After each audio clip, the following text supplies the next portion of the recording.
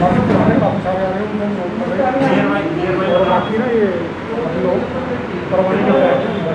तक 4-5 बजे तक जब तक लोग आते रहेंगे तब तक रहेंगे। वाइफ का नाम बताओ। कोई ये नहीं है कि 4 बजे आसपास लोग होंगे ना फिल्म करने वाले, थोड़ा से कि जिन लोगों का फॉर्म भरा गया था उन लोगों को पैसे क्यों नहीं आए। नमस्कार, मैं हूं कविता उपाध्याय और आप हैं भारत टीवी के साथ। इंदिरा झा जी जो कि निगम पार्षद हैं दिलशाद कॉलोनी की, साथ ही विजय शंकर झा जो कि बहुत वरिष्ठ कार्यकर्ता हैं, भाजपा के समाज सेवक भी रहे हैं और सेवा करते रहे हैं। बात करेंगे पानी की, बात करेंगे जनता की जो कि दिल्ली की परेशान है, वैक्सीन नहीं है। बैनर्स बहुत दिखाई दे रहे हैं हमारे आसपास में, लेकिन वैक्सीन नहीं दिखाई दे रही। मैम से बात करेंगे। मैम, वैक्सीन क्यों नहीं है, पानी क्यों नहीं है? सबसे पहले मैं आपके माध्यम से कहना चाहती हूँ केजरीवाल जी को, जो पानी की सप्लाई क्यों नहीं दे रहे हैं जी, और जो सप्लाई दे रहे हैं सीवर का पानी दे रहे हैं। जनता वो पानी कैसे पिए?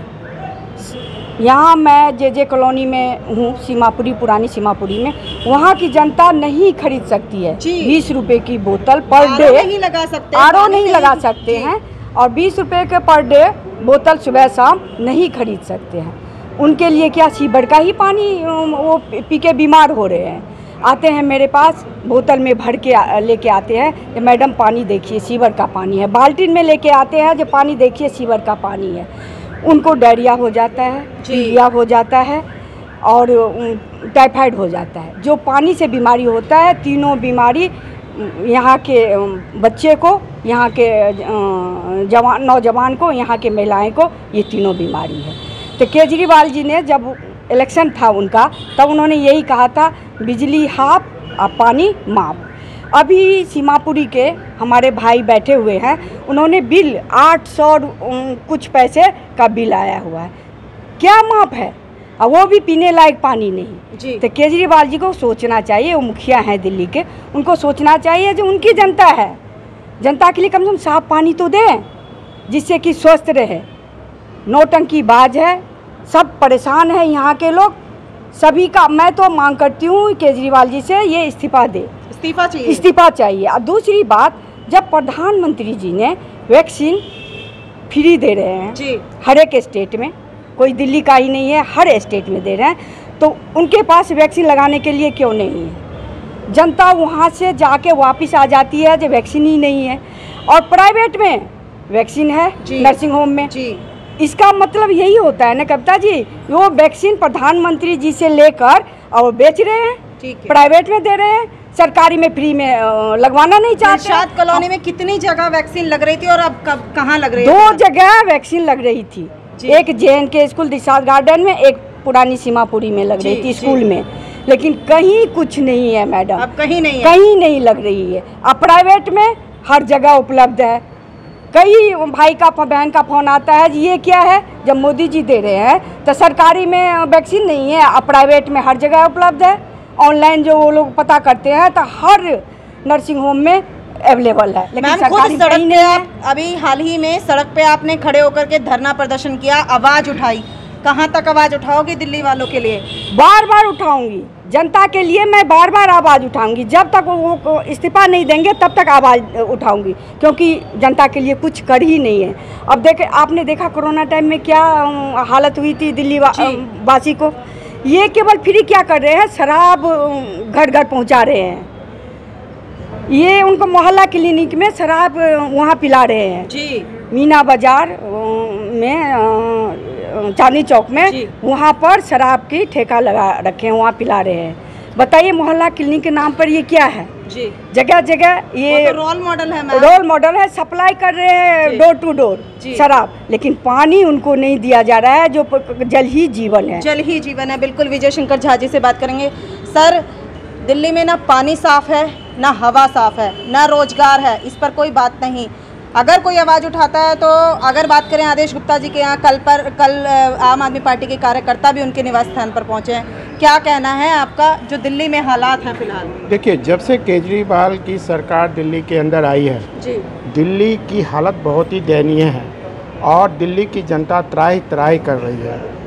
आपने देखा होगा केजरीवाल जी जिस रूप में आए थे, जिस आंदोलन को खड़ा करके आए थे, आज वो उस पर कहीं नहीं टिकते जी। सबसे पहले जब उनकी जो परीक्षा थी, जो परीक्षा कोरोना काल में होनी थी, उनका काम होना था, इलेक्शन के टाइम में उन्होंने कह दिया कि बिजली हाफ पानी माफ। लेकिन पानी माफ जो कैसा दिया जा रहा है, जैसा कि इंदिरा जी ने बताया, मैं भी इनके साथ में काम करता हूँ, देखता हूँ, जनता आती है, जनता दिखाती है, बोतलों में दिखाती है, बाल्टीन में भर के लाती है, ऐसा लगता है जैसे नाली का पानी आ रहा है जी। दूसरी चीज़, जनता इतनी बदबू होती है, इतनी बदबू होती है कि आप वहाँ बैठ नहीं सकते।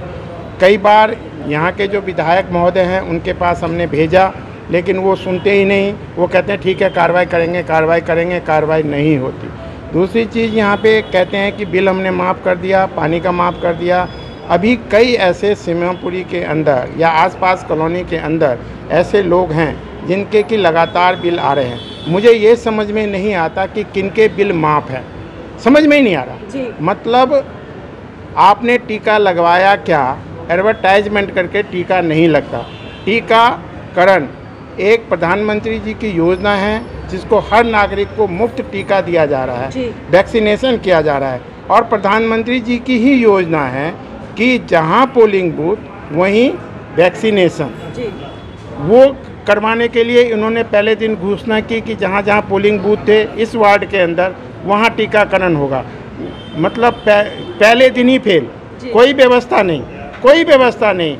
डीएम को फ़ोन करो, एसडीएम को फ़ोन करो, इनके नोडल ऑफिसर को फ़ोन करो, किसी को कुछ पता नहीं, किसी को कुछ नहीं पता नहीं। फिर हल्ला गुल्ला करके उनको पकड़ के एक जगह शुरू करवाया सीमापुरी समुदाय भवन के अंदर और दूसरा JNK स्कूल के अंदर। और F ब्लॉक में होना था, F ब्लॉक के स्कूल में होना था, नहीं हुआ। JNK स्कूल में 3 दिन चला, फिर बंद हो गया। समुदाय भवन में सिर्फ 1 दिन चल के बंद हो गया। तो ये तो स्थिति है टीकाकरण की। आपने राशन के दौरान देखा उनको, वो राशन नहीं दे सके। राशन केंद्र सरकार की योजना है, केंद्र सरकार की योजना है, प्रधानमंत्री जी की योजना है।